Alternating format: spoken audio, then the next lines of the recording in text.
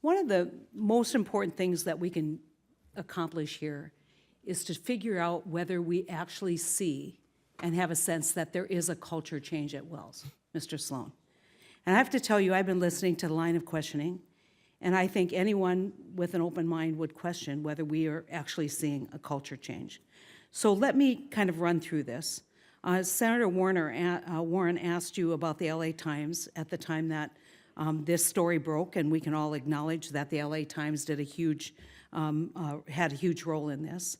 And you said, well, you didn't have evidence about that, so you didn't really respond to it. But then once it became a bigger scandal, then we're going to fix it. So then we find out when we talk about it, well, we're going to fix it. We now realize that this is a problem and there's been mistakes made.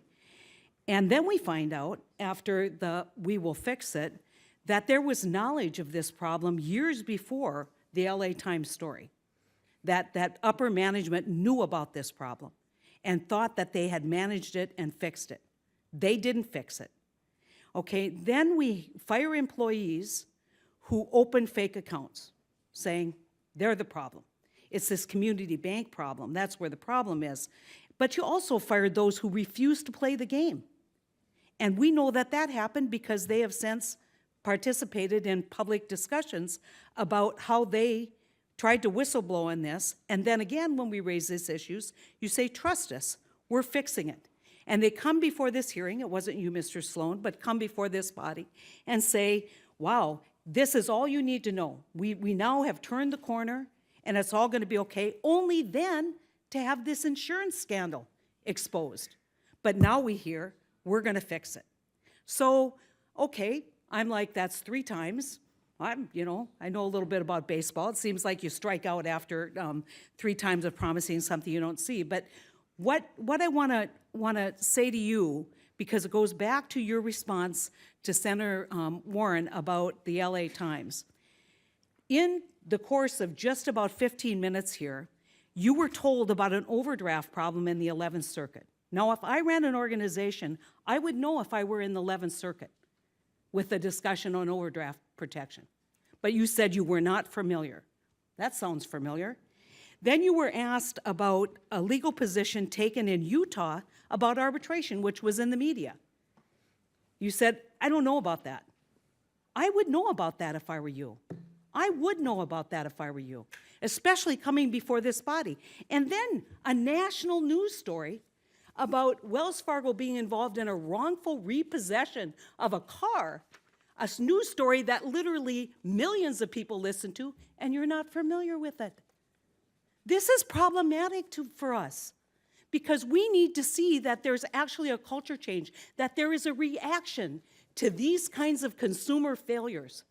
And we don't really hear it here.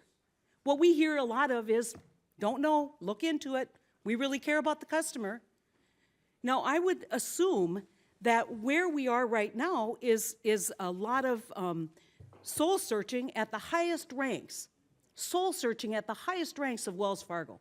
And correct me if I'm wrong, what I heard you keep saying is mistakes were made at the community bank, driven by wrongful incentives that were provided to the employees, right? I have not heard you say, other than taking responsibility for the incentives, I haven't heard you say mistakes were made at the highest level of Wells Fargo. I mean, we can say, yes, we've lost a CEO, and yes, there's been some punishment, and yes, we're moving over. But at the bottom line, I do not hear a level of culture change that satisfies me today. And I think that that is something that's very problematic for Wells Fargo going forward. Because I'm not familiar is not an answer we should be getting here. It should be, yes, we're aware of that, we're fixing it. And when we only hear I'm not familiar, we wonder what else we're not familiar. And I would caution you, when you say, this is everything, that's what the last CEO told us. And then the insurance scandal broke. So, it's up to your board to figure out what they're going to do, but I hope you take these comments as constructive, because it's not helpful for you to say you're not familiar. Senator, I appreciate your comments, and in my opening statement, I was very clear that we take responsibility. For the mistakes that we've made. And when I say we, I mean me. I'm the CEO of this company. The buck stops with me every day. I apologize that I'm not familiar with every matter, but to the extent that I'm not, right, we're going to follow up on all of those. As it relates to Senator Warren's comment, she asked me not if I was about the LA Times. She talked specifically about information that the LA Times provided and if I took any action. The LA Times didn't, in that interview, didn't provide me with any information, so I can't take action if the LA Times didn't provide. Having said that, we took action when that information got to the senior leadership team. I've taken responsibility for the fact that we didn't take aggressive enough action. That's why we're making the fundamental changes that we're making at Wells Fargo to make things right for our customers and our team members and all of our stakeholders. But having said that, Senator Heitkamp, I completely appreciate your frustration. I am angry about what happened at this company, and I pledge to you that we not only are we fixing it, but we will fix it. I just want, once again, to point out that you cannot segregate the top from the bottom. And it seems to me that when you say we didn't get any information from the LA Times, you shouldn't have had to have information from the LA Times. Should have read the story and said, is this true?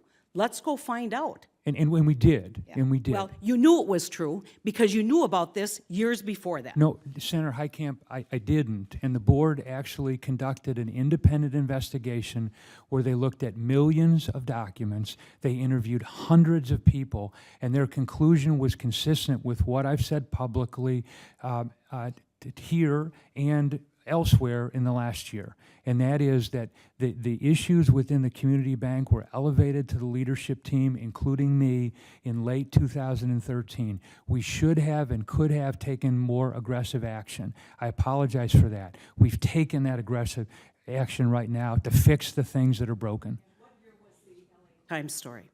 2013. Yeah. I think that we had a document from the last CEO going back to 2008, but I'll have to hunt it up. I don't have it in front of me. Thank you, Mr. Chairman.